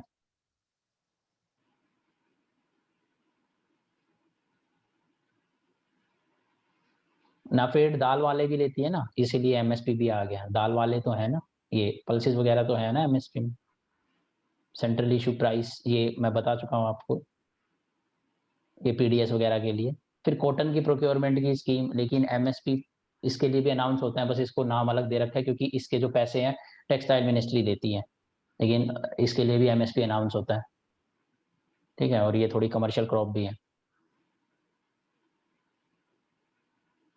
ये एक स्पेशल फंड क्रिएट करा गया था, क्योंकि देखो पिछली सरकार गई थी महंगाई के नाम पे, तो ये सरकार थोड़ी सचेत थी, इन्होंने एक स्टेबलाइजेशन फंड क्रिएट करा, जिसमें कि जो फूड की इन्फ्लेशन होगी उसको मेंटेन करा जा सके, वोलेटिलिटी एग्रीकल्चर की, खासकर हॉर्टिकल्चर कमोडिटीज में, पोटैटोज, पल्सेस, ठीक है। तो ये कोई बहुत बड़ा, वो बहुत इंपॉर्टेंट नहीं है, कोई बहुत इंस्टीट्यूशन, बहुत बड़ा इंस्टीट्यूशन नहीं है। ये एक प्राइस स्टेबलाइजेशन फंड एक टेम्पररी स्कीम है, आने वाली गवर्नमेंट हो सकता है इसे हटा दे, लेकिन ये food corporation of India, NAFED, ये सब कुछ इंस्टीट्यूशंस है थोड़े, ये फोकस में ज्यादा रहते हैं। लेकिन आप इसको एक मेजर फूड इन्फ्लेशन का कोई इशू रहता है तो आप सरकार को रिकमेंड कर, सरकार की तारीफ कर सकते हो that they created a price stabilisation fund to stabilise the prices of horticulture and perishable goods. बस इतना ही है इसका, ठीक है। ये कुछ छोटा सा मैकेनिज्म है, कैसे करेंगे वो सब ये रीड कर लेना आप।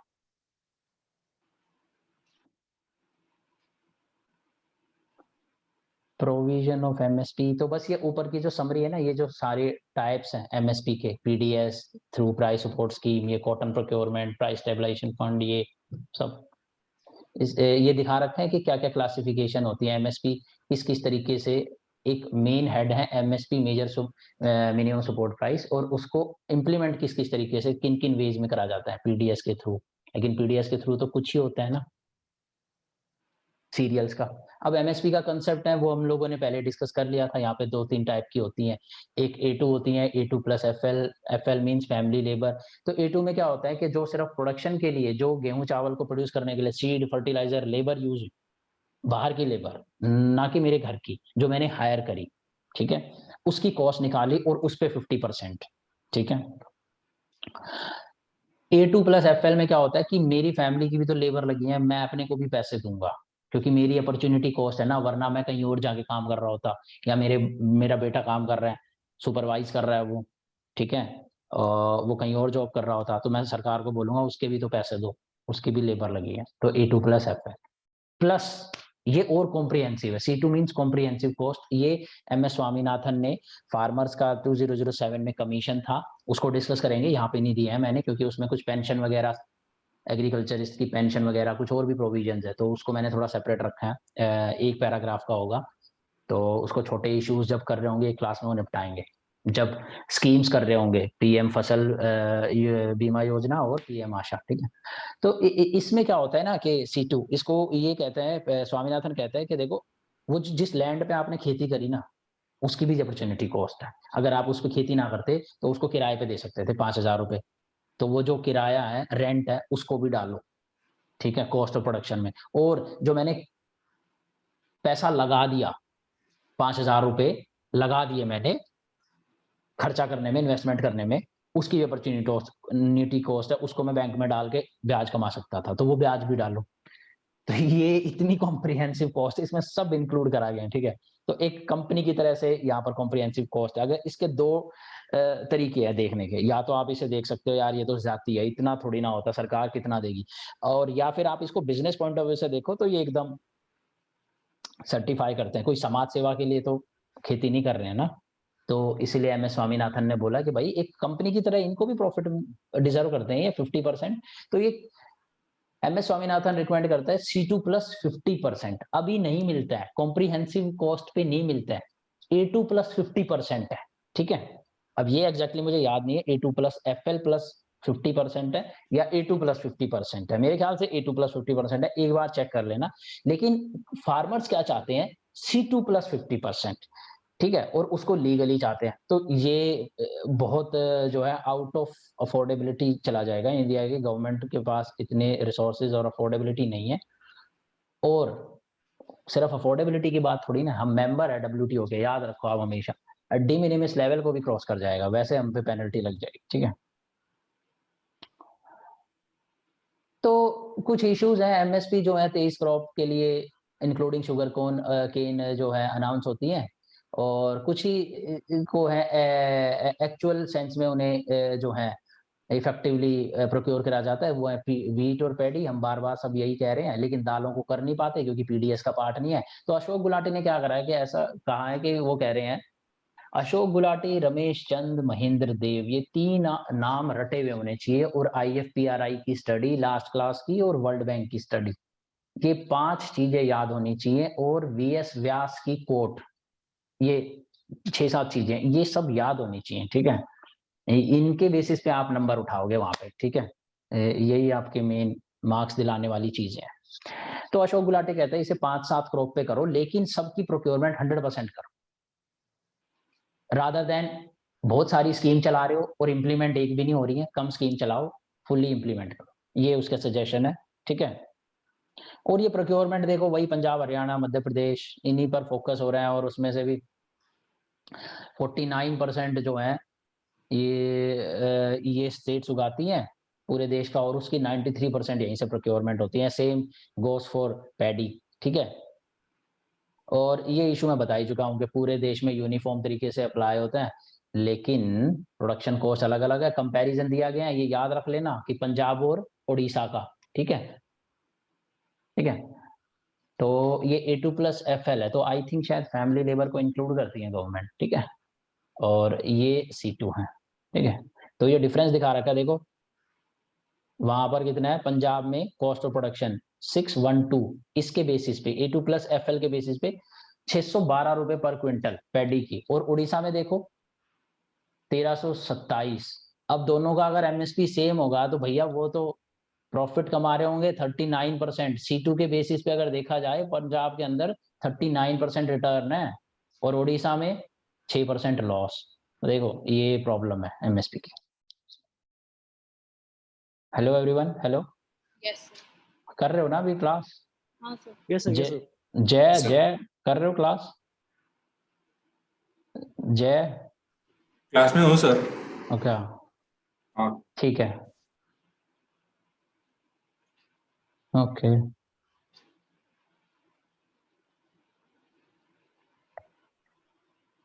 प्रॉब्लम विद एमएसपी, ठीक है, contribution to inflation, yes, food inflation आएगी, ठीक है, bias in favour of surplus state, ठीक है, देख लिया। तीसरा पॉइंट, इम्पैक्ट कैपिटल फॉर्मेशन होगा नहीं, लास्ट क्लास में डिस्कस करा था, सारा पैसा सब्सिडी में जा रहा है, पब्लिक इन्वेस्टमेंट, फिक्स इन्वेस्टमेंट जो होनी चाहिए जिसका फायदा स्मॉल फार्मर को ही मिलेगा वो भी नहीं, ठीक है, distortion in cropping pattern, allocative efficiency, B S Vyas की कोट खराब कर चुके हैं, कोई पॉइंट नहीं बन रहा है, ठीक है। फिफ्थ पॉइंट, ये देखो रमेश चंद का बहुत इंपॉर्टेंट क्राइटेरिया है, ये मैंने शायद ऊपर बता दिया कि कॉस्ट ऑफ कल्टीवेशन जो है ना, देखो जब स्केर्सिटी होती है ना, जब कम उगा रहे हैं, हम क्यों लेके आए थे MSP? At at the first place हम एमएसपी इसलिए लेके आए थे ताकि देश में जितने गेहूं चावल की जरूरत है किसान उतना उगाएं, और उसको इंसेंटिव प्रोवाइड करने के लिए हमने कहा था कि कॉस्ट ऑफ कल्टीवेशन पे प्लस 50%। लेकिन जब सरप्लस हो रहा है तो भैया चाहिए ही नहीं मुझे, अब आप उगा रहे हो ज्यादा, डिमांड ही नहीं है, और उसके ऊपर फिर हम फंस गए हैं, कॉस्ट ऑफ कल्टीवेशन प्लस 50%। तो रमेश चंद कहता है ये जो आप सेट करते हो ना एमएसपी सीएसीपी, इसमें ना ये होना चाहिए कि जब ओवर सप्लाई हो रही है तो डिमांड साइड फैक्टर इंपॉर्टेंट है, टेस्ट एंड प्रेफरेंस जो है एमएसपी को डिसाइड करेगा। कॉस्ट ऑफ कल्टीवेशन यूज करना चाहिए एमएसपी को डिसाइड करने के लिए जब जब स्केर्सिटी हो, ताकि आपको इंसेंटिव देना है उन्हें। अरे भैया जब ज्यादा प्रोड्यूस हो रहा है तब कहेगा इंसेंटिव देना है, तब तो कंज्यूमर को भी देखना है, तो उसकी डिमांड को देखो, ठीक है। और हालांकि ऊपर जो कॉस्ट ऑफ कल्टीवेशन के क्राइटेरिया है उसमें डिमांड भी लिखी हुई है जो मैंने आपको दिखाया, और कॉस्ट ऑफ कल्टीवेशन भी, लेकिन फिर मैंने आपको क्या बताया कि वो issue at the end political बन जाता है और कैबिनेट कमेटी ऑन अफेयर जो है पॉलिटिक्स देखती है। तो रमेश चंद कह रहा है कि इनडायरेक्टली, क्योंकि अब सरकार को तो ये नहीं बोल सकता ना कि तुम ऐसा क्यों कर रहे हो मोदी जी, तो वो क्या कर रहा है, वो ये आर्गुमेंट दे रहा है कि प्लीज आप जब सरप्लस है तो डिमांड को फैक्टर करो, पॉलिटिक्स को भूल जाओ। बट वो पॉसिबल नहीं है, पॉलिटिक्स तो नहीं भूलेंगे क्योंकि 50% वोट्स तो यही है, ठीक है।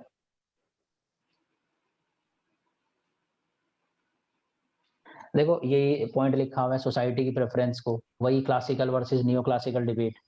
नियो क्लासिकल तो चल ही नहीं रहे इंडिया में, तो क्लासिकल है, supply creates its own demand, ठीक है। अरे सोसाइटी की प्रेफरेंस वगैरह भी तो देख लो, ओवर प्रोडक्शन करे जा रहे हो, इनएफिशिएंसी बिल्ड कर रहे हो, ठीक है,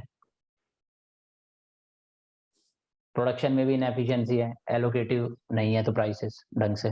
अब क्यों सेमी एरिड एरिया में भी आप पंजाब हरियाणा में आप राइस उगा रहे हो डिगिंग करके, ट्यूबवेल, जेपैल लैब की स्टडी, तो ये स्टडी डेटा तो मैं आपको वैसे ही याद करा दूंगा 5-6 क्लास करते रहोगे तो, लेकिन इसको देखते रहना क्योंकि मार्क्स इन स्टडीज और नाम के हैं, क्योंकि इशू तो आपके दिमाग में बैठ गया होगा कि चल क्या रहा है इंडिया में, ठीक है। ये नोट्स बिल्कुल पढ़ने की जरूरत नहीं है, पढ़ने की जरूरत है एक बार, और उस पे एक पेज पे मोटे मोटे जो ये कोट्स हैं डेटा है बस ये याद रखो, और लॉजिक तुम्हें समझ में आ गया है कि कैसे चेन है, ये प्रोसेस है, कॉस्ट ऑफ प्रोडक्शन, बीच में फार्मर, तीसरी मार्केट, और इन सब के बीच में झोल चल रहा है, ठीक है। और ये डिस्टॉर्शन हो रही है इन्वेस्टमेंट के अंदर, प्रॉफिटेबिलिटी ऐसे श्रिंक होती है, और क्या हमारे ये एमएसपी का रोल है जो इसे डिस्टॉर्ट करता है।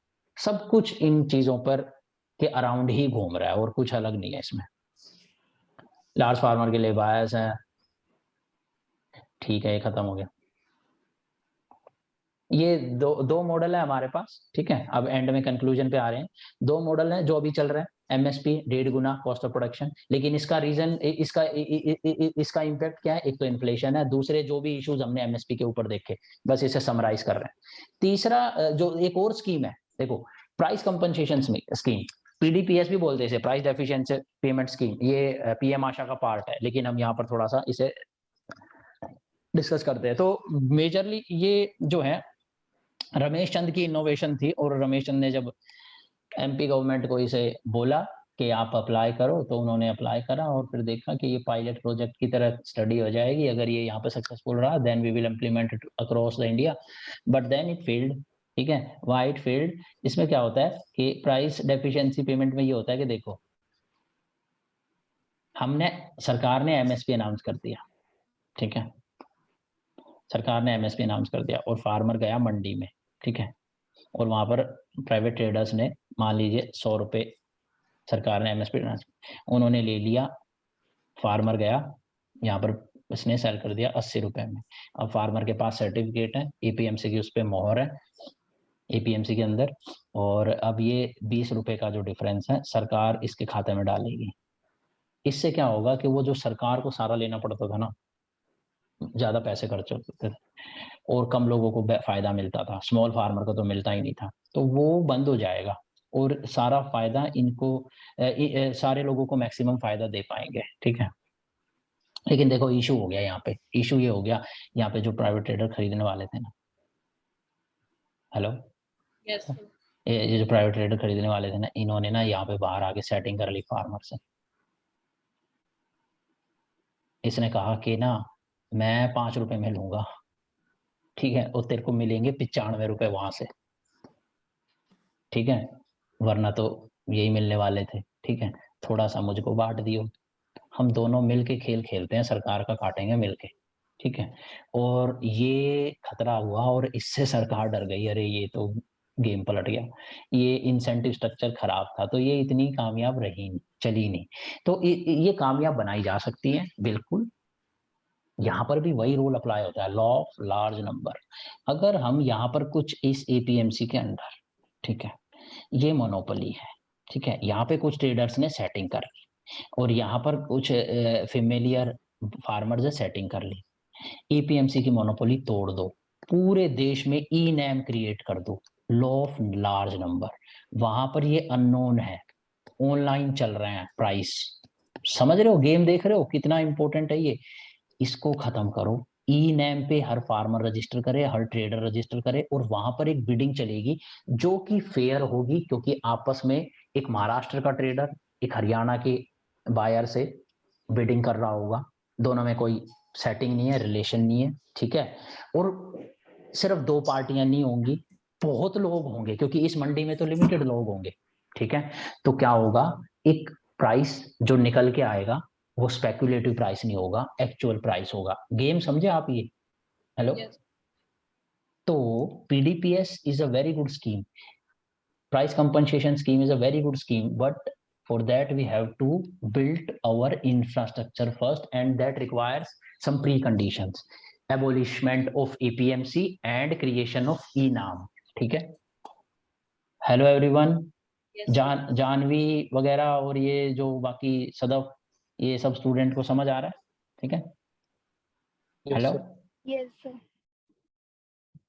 ओके, देखो मेजर काम हो ही गया, बस थोड़ा सा देर और, ठीक है। एक तीसरी स्कीम है, और ये स्कीम जो है इसलिए इंपॉर्टेंट है क्योंकि ये WTO के अकॉर्डिंग है। ग्रीन बॉक्स सब्सिडी डायरेक्टली फसल पे नहीं जाती है, बल्कि लार्ज फार्मर्स के लिए अमेरिका जो है रिसर्च एंड टेक्नोलॉजी में फंडिंग करता रहता है, सब्सिडी देता रहता है, इनको बढ़िया सीड मिल जाए, और वहां पर एनवायरनमेंट बढ़िया इकोसिस्टम क्रिएट करता रहता है, बढ़िया रोड बनाता रहता है। वो जो चीज है ना, वो डायरेक्टली राइस और वीट को, आप उसको ये नहीं कह सकते ये वीट को बेनिफिट कर रही है, राइस को बेनिफिट कर रही है, तो वो डिस्टॉर्ट नहीं कर रही है प्रोडक्शन पैटर्न को, और जब प्रोडक्शन पैटर्न डिस्टॉर्ट नहीं हो रहा है तो WTO is not against that. तो क्यों ना हम भी कुछ ऐसा करें, हम डायरेक्ट अपने फार्मर को पैसे दे रहे हैं, बोलेंगे वो गरीब है, तो आप ये नहीं कह सकते कि मैंने राइस और वीट को डिस्टॉर्ट करा, वहां पर सब्सिडी देके उसकी ओवर प्रोडक्शन कराई या अंडर प्रोडक्शन कराई, उससे एलोकेशन ऑफ रिसोर्सेज डिस्टॉर्टेड हुए, आप नहीं कह सकते। मैंने तो पॉवर्टी एलोकेशन चला रखा है, भाई वो गरीब है, उसको जरूरत है सपोर्ट की, तो अगर मैं पीएम किसान योजना चालू करता हूं और लोगों के खाते में पैसे डालता हूं, तो WTO को कोई दिक्कत नहीं होगी डीमिनिमस लेवल को अगर ब्रीच भी करे, क्योंकि डीमिनिमस लेवल तो कैलकुलेट होता है पर क्रॉप।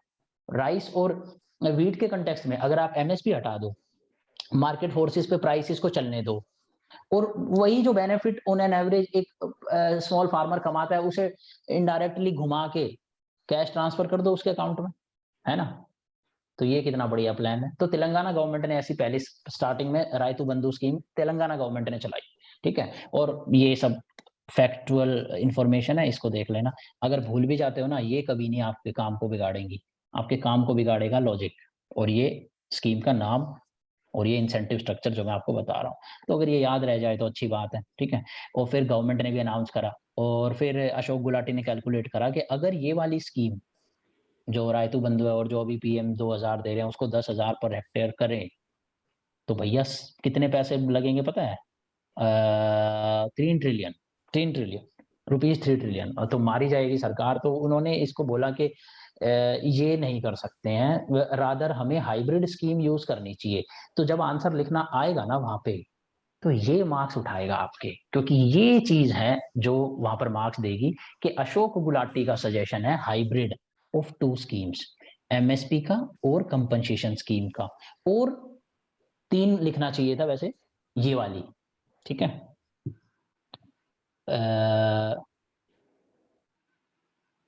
लिमिटेड कंटेक्स्ट में मतलब एक हेक्टेयर से भी कम है जिस फार्मर को, उसको ये दे सकते हैं।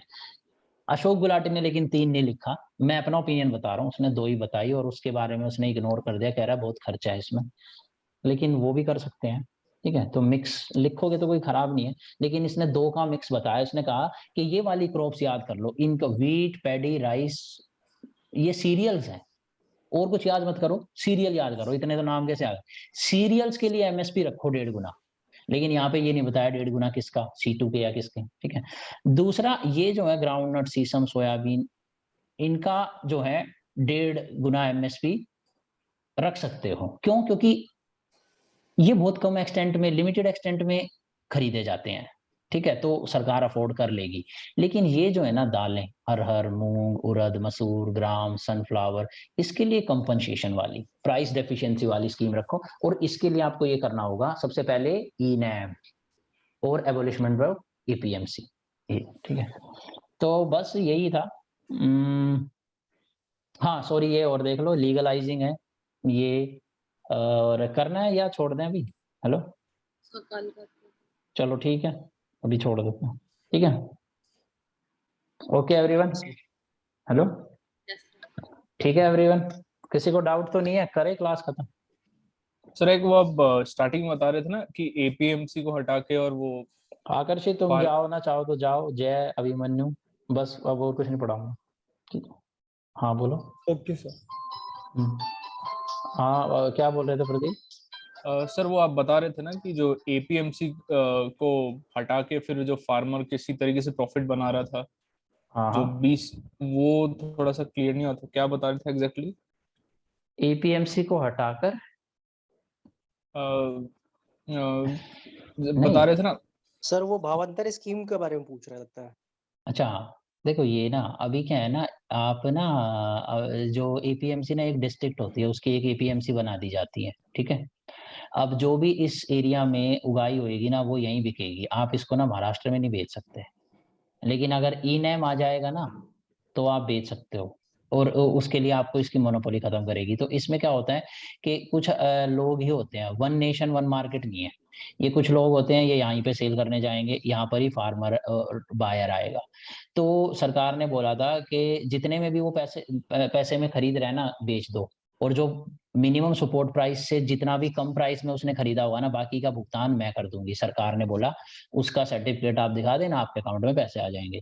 लेकिन ये दोनों ना सेटिंग कर सकते हैं, ये बोल सकता है कि तू बोल दे सरकार को कि मैंने जो है मैं कम प्राइस में खरीद रहा हूँ, और जो ज्यादा पैसा आएगा ना सरकार तेरे को वहां से दे देगी, और उस पैसे को हम थोड़ा बांट लेंगे।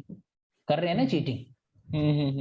तो ये जो चीटिंग होती है ये चीटिंग खत्म हो सकती है अगर आप यहाँ की इसी एपीएमसी मंडी में ना बिके तो, और आप बोल दो कि फार्मर तेरे को जरूरी नहीं है यहीं पे बेचना है, तो पूरे इंडिया में कहीं पे भी बेच सकता है। और तू बोल दे कि एपीएमसी मंडी की बजाय ई नैम पर बिडिंग होएगी, यहाँ पर मंडी में जाके बोली लगती है ना सब्जियों की, ई नैम पर लगेगी, तो ई नैम पर क्या होगा, स्कोप खत्म हो जाएगा ना सेटिंग करने का, है ना।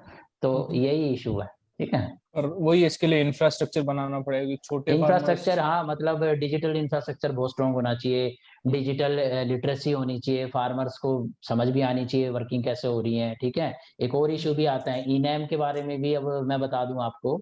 ई नैम चलाया तो सरकार ने, फिर कामयाब क्यों नहीं हुआ? ई नैम में ये दिक्कत है, वहां पर तो बंदा खुद लाइव आलू की इंस्पेक्शन करता है, ई नैब में कैसे करे, है ना? क्या करोगे? मतलब वहां पर वो खरीदने वाले को क्या पता कैसे आलू दिखा रहा है ना? मैं किस फोटो दिखा दे या लाइव दिखा दे कोई और टाइप के आलू, बोरी में भेज के भर के भेज दे दूसरे, क्या करूंगा मैं? इतनी दूर तक ट्रांसपोर्टेशन कॉस्ट लग जाएगी, फिर क्या होएगा? तो इसके लिए भी एक ऑप्शन है, इसका भी सॉल्यूशन बनाया है कि बीच में कुछ इंटरमीडिएरीज बनाए जाएंगे जो इंस्पेक्शन की तरह काम करेंगे, जैसे इंस्पेक्टर्स की तरह। वो वहां पर दो पार्टियों के बीच में इंटरमीडिएरी का काम करा करेंगे, वो इंस्पेक्शन देखेंगे कि हाँ वो मोहर लगाया करेंगे, जैसे लैब नहीं होती फूड के लिए क्वालिटी चेक, तो वो उस फूड को क्वालिटी चेक करके टेस्ट करके उस पर मोहर लगाएंगे कि ये जो बोली लगा रहा है ये ए ग्रेड की लगा रहा है। लेकिन उसके लिए फिर एक अलग इंस्टीट्यूशन क्रिएट करना पड़ेगा जो उस क्वालिटी को चेक करते हुए घुमा करेंगे उधर, ठीक है? अब वो इंस्टीट्यूशन सरकारी हो या प्राइवेट हो, फिर अलग डिबेट शुरू हो जाता है। बहुत कॉम्प्लिकेटेड और डीप सिस्टम है, इसको करेक्ट करना आसान बहुत नहीं है, जरूरी है, आसान नहीं जरूरी है। है बट आसान बिल्कुल नहीं हाँ है। जरूरी है लेकिन आसान नहीं है। आसान होता तो इतनी बेइज्जती, इतनी बेइज्जती, मतलब पहले कह रहे हैं कि बहुत बढ़िया है लॉ और उसके बाद कह रहे हैं बहुत खराब है, वापस ले ले। इससे ज्यादा ह्यूमिलिएटिंग एक प्रधानमंत्री और सरकार के लिए हो नहीं सकता। तो ऐसा नहीं है कि वो कोशिश नहीं कर रहे, जी जान लगा रहे हैं वो, लेकिन वो करे क्या? ये सिस्टम इतना कॉम्प्लिकेटेड है, ऐसा जाल है कि सरकार उसे करेक्ट नहीं कर पा रही है, ठीक है? तो देखो अब कब करेक्ट होगा। सरकार ने कोशिश तो पूरी करी, लेकिन अब देख रहे हो तुम कितना नुकसान हो रहा है। ऐसा नहीं है कि वो सरकार जो लॉ लाई थी इकोनॉमिक एंगल से, सोशल का अलग लफड़ा है, वो हमारे सिलेबस का पार्ट ही नहीं है, ठीक है? आप आंसर लिखोगे, सरकार की तारीफ लिखनी है, बताना है सरकार ने अच्छा काम करा था, लेकिन कन्विंस नहीं कर पाई और डेमोक्रेटिक वे में प्रेजेंट नहीं करा। देखो लॉकडाउन लगा हुआ था, ठीक है, और पार्लियामेंट काम नहीं कर रहा था और चुपचाप तुम बिना लोगों से कंसल्टेशन के तुम फार्म लॉ लेके आ गए और तुमने पास करा दिया। ये पता है कई बार क्या होता है, जब आप चोरी कर नहीं रहे ना, आप अच्छा काम कर रहे हो, तो आपको उसे छिपाना नहीं चाहिए। छिपाओगे ना तो लोगों के माइंड में क्या होता है, वो हो जाता है कि कुछ गड़बड़ है, ठीक है?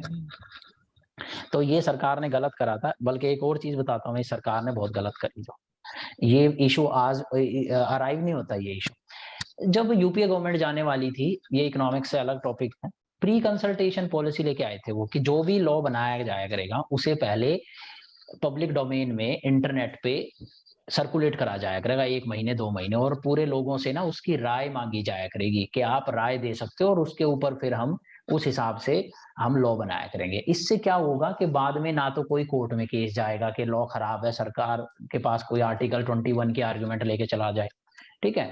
तो प्री कंसल्टेशन पॉलिसी जो है यूपीए गवर्नमेंट लेके आई थी, लेकिन ये सरकार ने आते ही उसे काटा मारा। नहीं तुम बच्चे हो, तुम्हें नहीं पता, तुम्हें तुम्हारे से पूछने की जरूरत नहीं है, जो मर्जी है वो करेंगे। अगर इन्होंने प्री कंसल्टेशन करा होता तो आप ये लिखोगे कंक्लूजन में कि सरकार को प्री कंसल्टेशन करना चाहिए, उससे सजेशन आते, आर्गुमेंट आती, प्रो आती, अगेंस्ट आती, एक माहौल डेवलप होता और लोगों को ये नहीं लगता कि चोरी छिपे दरवाजे से काम हो रहा है, तो फार्मर्स भी ट्रस्ट करते। अब फार्मर क्यों ट्रस्ट करे? समझ रहे हो? 8 बजे आके आप कहते हो ब्लैक मनी खत्म हो जाएगी, हुई नहीं हुई। जीएसटी लगा के कहते हो जीडीपी बढ़ जाएगी, बढ़ी नहीं बढ़ी। तो लगातार जब सरकार ने गलत काम करा और उसका रिजल्ट लोगों को नहीं दिखाई दिया, तो इस बार लोग फ्रस्ट्रेटेड बैठे थे, उनको भरोसा नहीं था, उनको लगा ये फिर कटेगा। अब ये बोल रहे हैं अच्छा अच्छा होगा, तो पता चले कुछ अच्छा नहीं होगा। तो इस बार ना उन्हीं वोटर्स में जिन्होंने मोदी जी को वोट करी थी वेस्टर्न यूपी में, उन्हीं में ये हो गया कि भाई नहीं, अब इसको 3-4 बार टेस्ट कर ले, ये धोखा करते हैं, ठीक है? तो ये आप ये लिख सकते हो इसको सॉफ्ट वर्ड में कि प्री कंसल्टेशन पॉलिसी गवर्नमेंट को करनी चाहिए, ठीक है? Sir I have 1-2 doubts sir इसमें। हेलो सर सुनाई दे रहा है? हाँ जय, कर रहे हो क्लास? हाँ सर, मेरे को दो डाउट्स है सर इसमें। अच्छा अच्छा अच्छा। ये प्रोक्योरमेंट बता रहे हैं ना सर एमएसपी का, अभी पैडी, वीट, और ये 2 सीजन का होता है कि 1 सीजन का होता है सर प्रोक्योरमेंट? मतलब खरीफ रबी दोनों का होता है और 1 सीजन प्रोक्योरमेंट है ये? 1 से मतलब पैडी तो खारिफ क्रॉप है, वीट राबी है।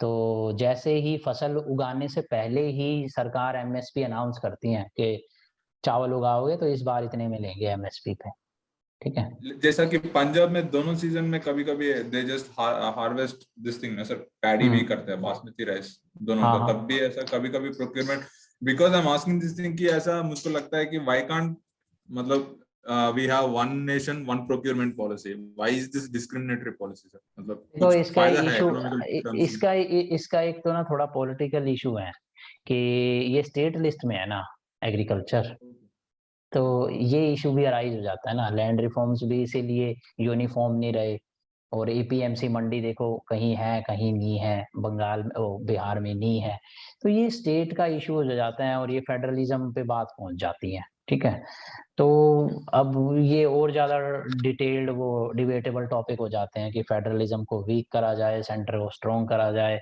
क्या आर्ग्यूमेंट इनके, फिर बहुत प्रोज एंड कॉन्स हो जाते हैं। ये हमारे बस से बाहर हो जाएगी चीज, ये पॉलिटिकल और कॉन्स्टिट्यूशन के पॉइंट ऑफ व्यू से बात करनी इसलिए पड़ेगी। इसलिए पूछ रहा है सर कि तो कुछ इकोनॉमिकल फायदा है कि ऐसा डिस्क्रिमिनेटरी इकोनॉमिकली पॉलिसी? तो देखो है ही ना, नुकसान ही है, आप देख ही रहे हो, नुकसान ही तो हो रहा है ये जो भी हो रहा है। Yes sir. यूनिफॉर्मिटी तो मतलब एमएसपी की वजह से देखो, कुछ ओडिशा की स्टेट को तो कोई फायदा ही नहीं होता, कॉस्ट ऑफ कल्टीवेशन के उनकी एमएसपी उनके हिसाब से होनी चाहिए ना। ठीक है, हाँ सर। तो ये जो है ना प्रॉब्लम क्या है जय, प्रॉब्लम ये है कि होमोजिनाइजेशन हो गया है हाँ सर। फूड पैटर्न का, आधे लोग माइग्रेट कर गए हैं। ये जो तुम बात कर रहे हो ना, वो बहुत डीप लेवल पे पहुंच गए हो तुम। उस डीप लेवल पे ये है कि तुम फंडामेंटल इकोनॉमिक डेवलपमेंट मॉडल को शेक कर रहे हो। तुम ये कह रहे हो कि जो सेंट्रलाइज टेंडेंसी ऑफ कैपिटलिज्म है उसने नुकसान पहुंचा दिया है, फेडरल सिस्टम करो, या तो पंचायती राज इंस्टीट्यूशंस और कम्युनिटीज को स्ट्रॉन्ग करो, और जो डेवलपमेंट है वो सेंट्रलाइज नहीं होनी चाहिए कि मुंबई का बंदा क्यों जाए दिल्ली में काम करने। ठीक है, और वो ऐसा इसलिए होता है क्योंकि सेंट्रलाइज जो सिस्टम होती है, कैपिटल जो इकोनॉमिक डेवलपमेंट होती है उसमें कैपिटल की एक्यूमुलेशन होती है। डिसेंट्रलाइज में प्रॉफिट ज्यादा नहीं होते, इक्वालिटी मेंटेन रहती है। जब इनइक्वालिटी होती है ना तभी सरप्लस पैसा बचता है, क्योंकि आपको पता है इनइक्वालिटी होगी तो खाना तो दोनों ने बराबर खाना है, और अमीर के पास ज्यादा पैसा रहेगा तो वो सेव कर पाएगा, और सब में बराबर बांट देंगे तो कोई सेव ही नहीं करेगा। ठीक है, तो ये बहुत फंडामेंटल लेवल पे बात आ जाती है। लेकिन मेरा मानना ये है कि इंडिया में ये इशू इसलिए हो रहा है कि आधी चीजें कंकरेंट लिस्ट में फंसी पड़ी हैं। ठीक है, आधी चीजें स्टेट लिस्ट में फंसी पड़ी हैं। जो कंकरेंट वाली है ना, तो उनमें कई बार स्टेट का लॉ भी होता है और यूनियन का लॉ भी होता है, फिर ये कॉन्फ्लिक्टरी इशू अराइज हो जाता है। जैसे फूड फार्म लोन वेवर के केस में मैं आपको बताऊं, ये डिबेट मैंने करा नहीं क्योंकि मुझे लगा नहीं इसको लिखने की जरूरत है पेपर में।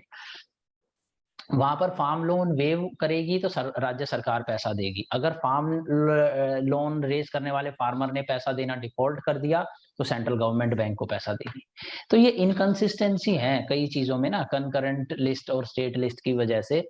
तो ये इश्यूज भी रिफॉर्म करने की जरूरत है। लेकिन फिर हम जब स्टेट लिस्ट को शॉर्ट करने की कोशिश करते हैं तो आप देखोगे जब से कॉन्स्टिट्यूशन बना है ओवर द टाइम कौन सी लिस्ट बढ़ी हुई है, कंकरेंट लिस्ट बढ़ी हुई है, शॉर्ट स्टेट लिस्ट घटी है। तो फिर ये होता है कि भाई अटैक ऑन फेडरलिज्म है भाई, फिर वो इश्यूज आ जाते हैं, फिर राज्य सरकारों के अपने चलना शुरू हो जाते हैं पॉलिटिक्स वगैरह। तो वो डिबेटेबल टॉपिक है। अब उसमें तो देखो मेरी खुद की कैलिबर नहीं है जो तुम पूछ रहे हो बताने की। नहीं, मैं पूछ रहे थे कि कुछ ऐसा इकोनॉमिकल फायदा है कि नहीं, इतना ही पूछना था सर, पॉलिटिकल नहीं जाना था। नहीं, इकोनॉमिकल फायदा तो देखो इस ये जो पॉलिसी जो प्रेजेंट सिचुएशन है उसमें इकोनॉमिक लॉस हो रहा है। हाँ, बस यही है, इकोनॉमिक लॉस हो रहा है इसमें, हमें फायदा तो कुछ हो ही नहीं रहा है इसमें, क्या फायदा है, कोई भी फायदा नहीं है। तो ठीक है। सर हाँ, जैसे ई मंडी जैसे आपने ऑनलाइन तो बना दी, ट्रेड भी कर सकते हो आप कि इधर इतना प्रोड्यूस हुआ, बट सर जैसे 85% ऑफ फार्मर्स के पास लेस देन 2 एकड़ है लैंड, उसमें प्रोडक्शन ही बहुत कम होता है, तो सर उसके लिए ऐसे पॉसिबल तो हो ही नहीं पाएगा कि वो प्रैक्टिकली मतलब वो बेचने वहां जाए महाराष्ट्र या तो हाँ देखो ये एक अच्छा कंसेप्ट है, मैं भूल गया इसे। ठीक है, ये वर्ड याद करना, लिखना, मैंने लिखा ली नोट्स में, उबराइजेशन, उबराइजेशन ऑफ एग्रीकल्चर। पता है ये क्या है? ऐप डेवलप करो बीच में, स्विगी जोमेटो वाली। ये लोग स्मॉल फार्मर के पास तो इतना पैसा है नहीं ना कि वो ट्रांसपोर्ट करके यहाँ तक पहुंचा दे, फिर वो ट्रांसपोर्टेशन कॉस्ट में अलग पैसे काटेगा यहाँ का बायर। तो एक बीच में इंटरमीडिएरी बनाई जाए, उबराइजेशन करी जाए, एप्स बनाई जाए, ये एग्रीगेट एप्स बनाई जाए, ये इनको आप कनेक्ट कर सकते हो। दिल्ली में जोमेटो के जो भी बंदे हैं वो आएंगे आपके फार्म से सामान उठाएंगे, अपना कुछ कमीशन काटेंगे और आपके थोड़े से चावल, क्योंकि इस थोड़े से चावल के लिए ट्रांसपोर्टेशन कॉस्ट तो उतनी लगनी थी गाड़ी में तेल की, उसके साथ औरों के भी डाल ले जाएंगे, बल्क में ले जाएंगे, ठीक है, और ये बीच में थोड़ा कमीशन खा लेंगे और आप यहाँ पे ऐसे ट्रांसफर कर दोगे, ठीक है। हेलो, यस सर, मिल गया सही जवाब, है ना? अच्छा है ये बहुत बढ़िया आइडिया है, बहुत बढ़िया सॉल्यूशन। बहुत बढ़िया एम्प्लॉयमेंट भी solution, जनरेट होगा, हाँ, मल्टीप्लायर employment इफेक्ट भी, आएगा। हाँ, बहुत अच्छा बढ़िया है। सोल्यूशन है ये। ठीक है, देखो ये सोल्यूशन है यहाँ पर भी लगाया जा सकता है। ये जो दिल्ली के अंदर पोल्यूशन होता है ना, ये हरियाणा और पंजाब में, तो वहां पर ना एक हैप्पी सीडर नाम से एक मशीन होती है, जिससे ना पैडी का जो वो बाद में स्टबल बच जाता है ना, जिसको फार्मर बर्न करते हैं और पोल्यूशन होता है, तो वो बर्न नहीं करना पड़ेगा, वो बीज इस तरीके से ना उस स्टबल के साथ ही बीज लग जाएगा। लेकिन स्मॉल फार्मर है तो वो हैप्पी सीडर खरीद नहीं पा रहे हैं, ठीक है, तो वो कैसे करें बेचारे, वो उसकी कॉस्ट होती है, हालांकि सरकार ने सब्सिडी दी तब भी वो नहीं खरीद पा रहे हैं। क्योंकि मान लीजिए सरकार अगर 100 रुपए, ठीक है, सरकार ने अगर 50% दे दी तब भी तो 50 रुपए तो इसे खर्चना ही पड़ेगा। तो 50 रुपए के लिए भी ये क्यों करे, क्योंकि जब वो फ्री में आग लगा के उसे जीरो कर सकता है, 5 रुपए के लिए कर सकता है, हाँ 5 तो दे देगा, अगर सरकार ने पेनल्टी भी लगा रखी है, 5 रुपए में क्या ही जा रहा है, नुकसान तो उसको भी होता है, वो प्रदूषण उनके गांव में भी रहता है, तो 5 रुपए पे कर सकता है। तो 5 रुपए पे करने के लिए क्या कर सकते हैं, हैप्पी सीडर दे देते हैं जोमेटो को।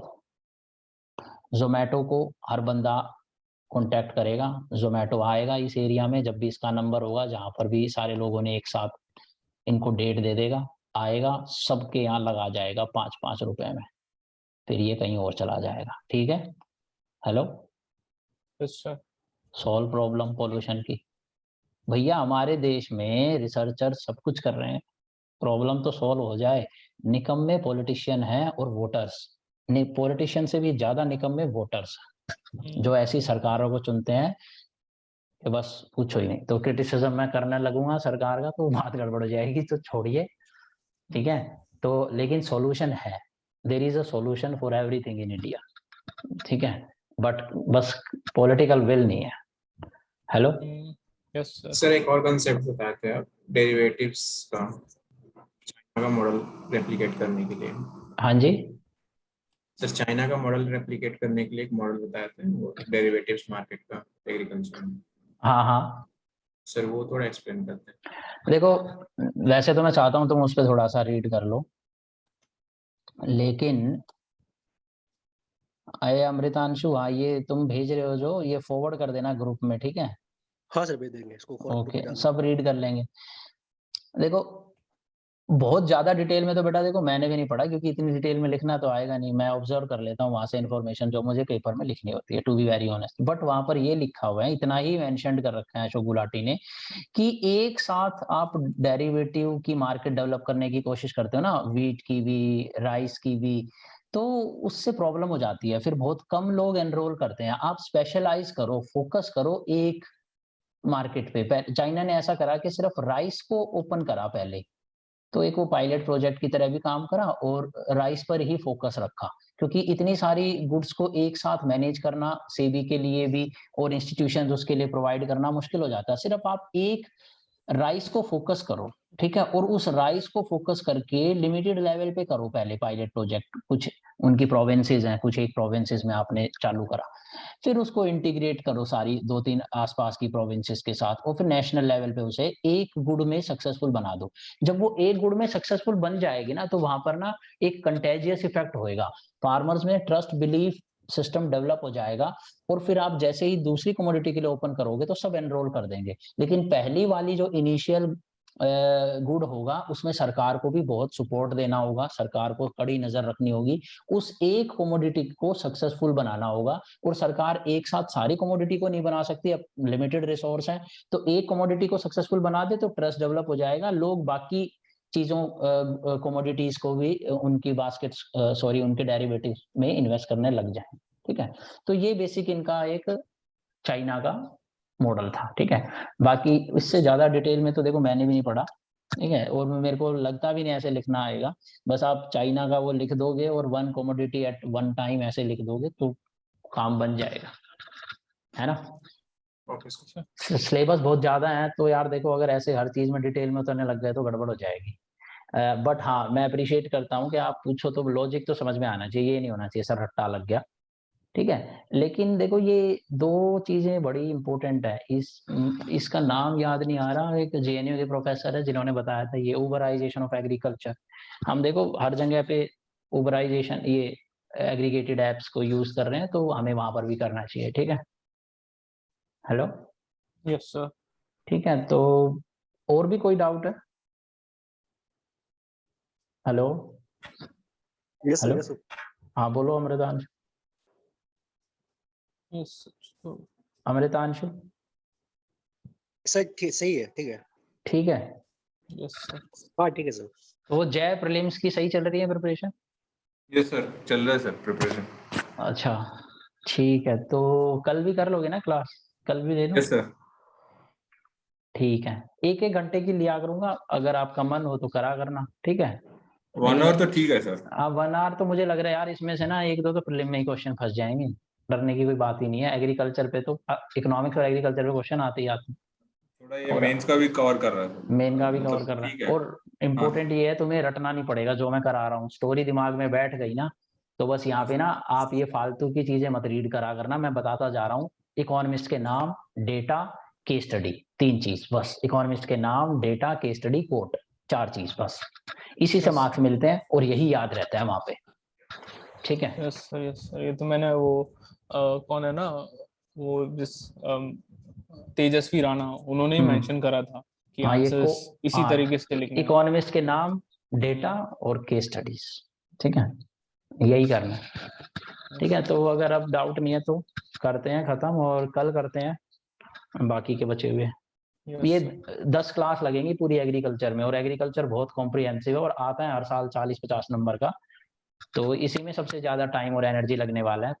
इकोनॉमिक हिस्ट्री और एग्रीकल्चर दोनों अगर मिला दे तो 70-80 नंबर बनते हैं। तो पहले मैं इन्हीं को कराऊंगा और इस पे मैं पूरा एम्फेसाइज करूंगा क्योंकि इसका मटेरियल भी सबसे कम अवेलेबल है, हालांकि इंडस्ट्री पे भी कुछ ज्यादा है नहीं, लेकिन पहले इनको फोकस में रखेंगे। ठीक है, यस सर। तो ये करके फिर हम जाएंगे इंडस्ट्री पे। पॉवर्टी इनइक्वालिटी पे आप लोग बहुत अच्छे आंसर लिखोगे, उसका कंटेंट बहुत बढ़िया दूंगा मैं। पॉवर्टी इनइक्वालिटी के क्वेश्चंस भी आते हैं और उसका बहुत डीप लेवल का कंसेप्ट हम डिस्कस करेंगे इंडिया में।